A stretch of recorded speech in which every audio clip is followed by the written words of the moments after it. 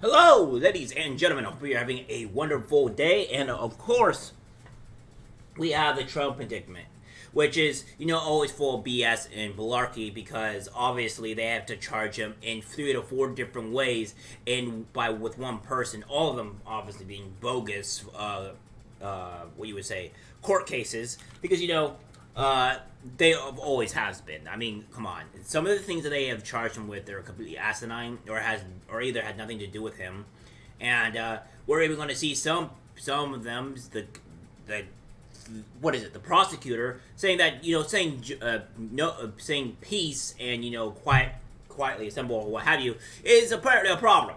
That's what incited the what incited the actual January 6th insurrection, in quotation marks. What we have here, ladies and gentlemen, is this. D.C. Judge Tanya Chutkan, who will oversee Trump's criminal case, is toughest punisher of January 6 rioters, and who worked for a law firm associated with Hunter Biden. The judge set to oversee former President Trump's latest criminal case is known for her sentencing of January 6 rioters and worked at a law firm associated with Hunter Biden. D.C. Federal Judge Tanya Chutkan, who was picked to oversee Trump's criminal case in the Capitol, was declared the toughest punisher of the rioters charged with offenses relating to the 2021 riot. In a profile by the Associated Press written last year, it said Chutkan has handed out tougher sentences than the Justice Department was seeking in 7 cases, matched its request in 4 others, and said all 11 riot defendants who have come before her behind bars. So what we have here is obviously the Joe Biden and their entourage, Democratic level people are doing this nefariously. This is quite obvious. You're going to send the person that's doing all these January 6 rioters into this person that's done this, and you can't say that it's not political. It's not an attack on Trump at all. It's exactly what this is. The article titled January 6 Cases, One Judge Stands Out as the Toughest Punisher, continues in the 4 cases in which prosecutors did not seek jail time. Chutkan gave terms ranging from 14 days to 6 to 45 days. The AP article continued that Chutkan jailed despite prosecutors not asking for it, and an Ohio couple who climbed through a broken window of the U.S. Capitol. Other individuals caught during the insurrection, including a Texas mortgage broker who posed for a selfie in front of the rioters breaching the Capitol building, and an Indiana hair salon owner celebrated on Facebook a day after she joined the pro-Donald Trump mob, the AP wrote. The 61-year-old was nominated by a former President Barack Obama, was born in Jamaica, and graduated from the University of Pennsylvania's law school. Chutkan had worked at the law firm Boyd Schiller's Fletcher from 2002 until she was confirmed a federal judge in 2014. Boyd Schiller has strong connections to the Democratic Party and then second son Hunter Biden, whose dad, President Biden, is likely to face Trump in 2024 election, was of counsel at the firm from 2009 to 2014. It is not known if the two ever had any interaction while working there. It was while at the law firm that the Chutkan's high-profile cases included representing Theranos, the blood testing company run by jailed Elizabeth Holmes. The mother of 2 was found guilty last year of 40-year fraud-related counts in relation to Theranos and was sentenced to just over 11 years in prison. Chutkan is listed as one of the firm's lawyers on the D.C. Superior Court judge's ruling against the company.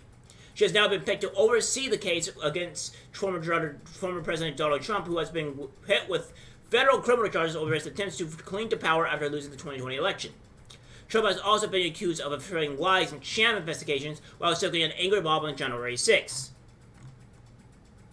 Special counsel Jack Smith had said in a televised public statement following the release of the indictment that the attack on Capitol was fueled by lies made by Trump.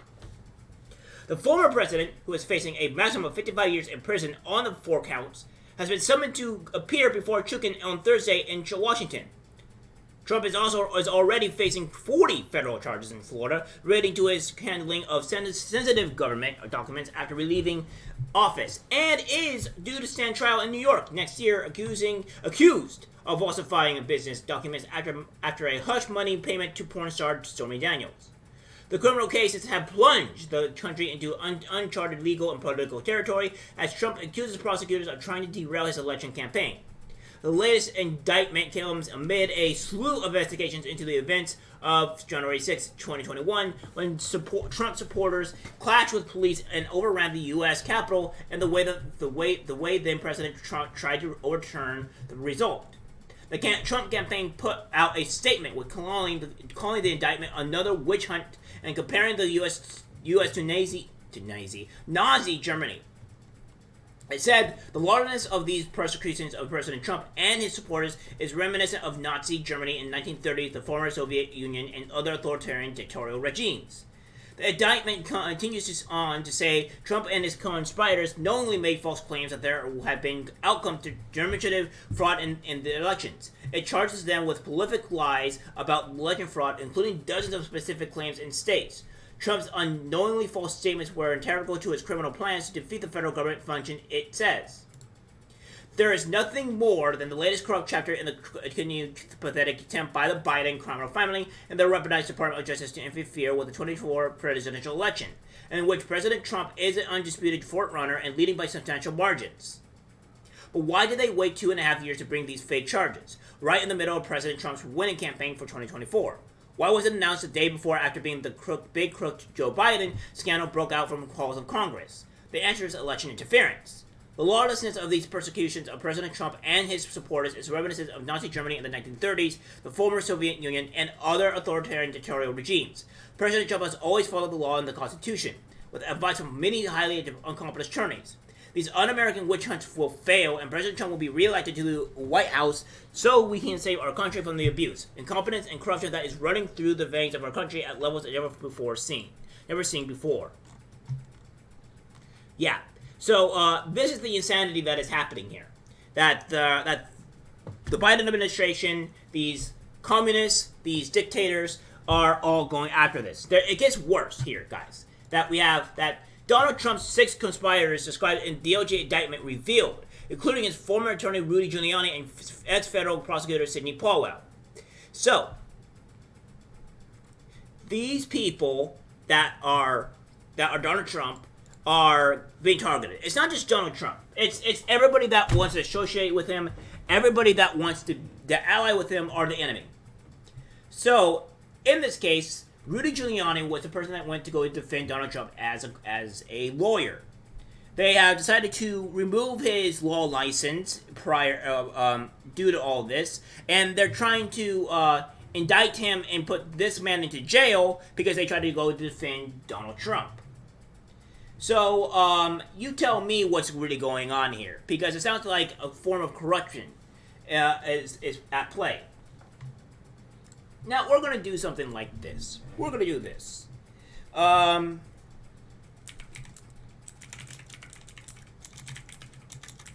Putting political opponents in jail,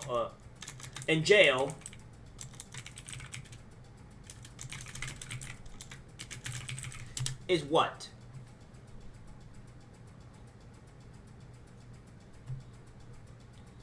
So there is nothing that pops up here that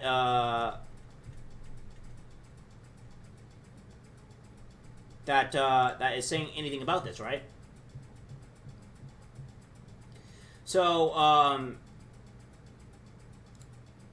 the party prisoners were more scared and silent. They were afraid of breaking the rules. Were less of them. The common criminals discarded the rules of the rowdy.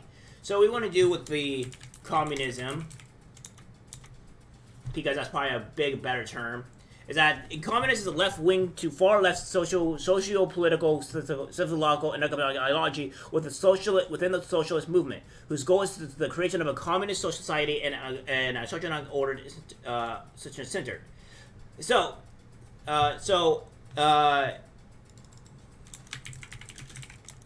again, if we go to jail your political opponents here, which I don't think we're gonna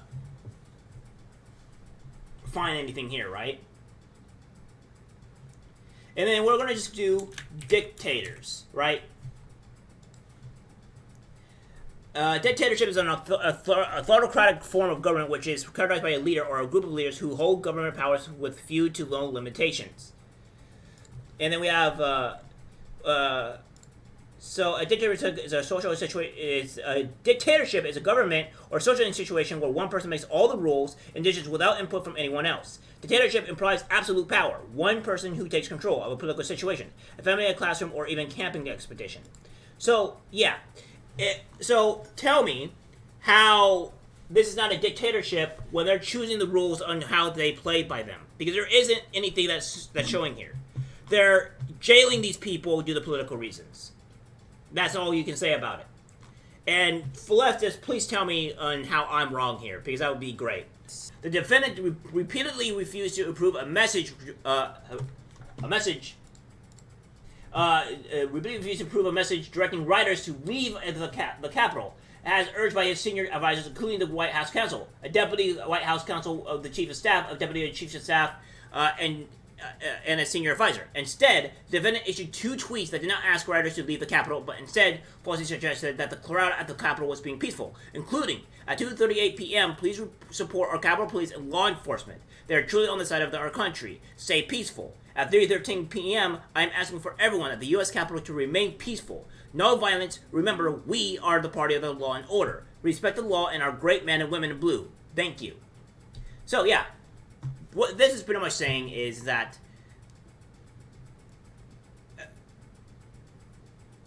it was pretty much saying to be peaceful. And the guy is going after this saying like, oh, well, no, that's bad. That's bad. Well, here we have more with Jonathan Turley. Special Counsel Jack Smith just issued the first criminal indictment of alleged disinformation in my view.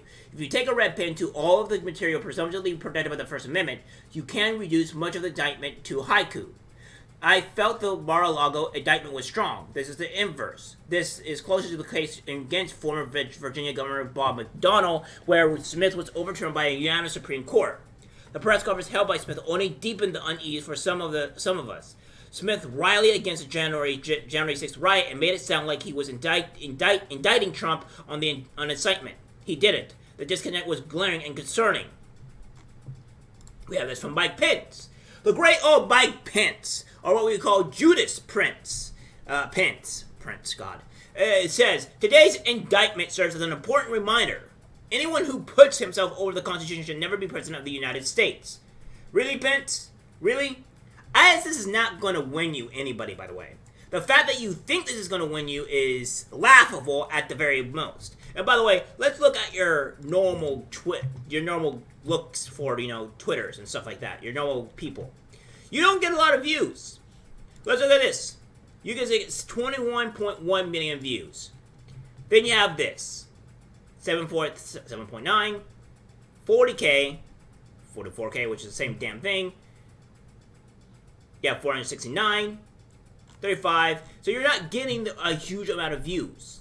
And your like to response ratio is all over the place. In fact, going to completely surpass the amount of likes or whatever comments that you have. So your views are not great. And then the biggest one that you have here is this, where you have this 21.1 million views, dwarfs any one of our rest of your views, and everybody here is telling you, so glad Tucker Carlson ended your career. It's so pathetic Pence's fake running for president at this point to hurt Trump and shield his book. So help us God. And people are meeting him all over the place. This is the reality of what we are dealing with. Mike Pence, you can go fuck yourself, bud. I don't like you. Nobody likes you. You're not going to win the presidency. You're the least person that everyone wants to be in part, and you are a terrible, horrible, garbage human being. Please stay out of power. Please remove yourself from the America. In fact, keep yourself out of America and go into China, because that's where you belong rightfully. Alright guys, that's it for the video. Like, subscribe, share. As always, take care.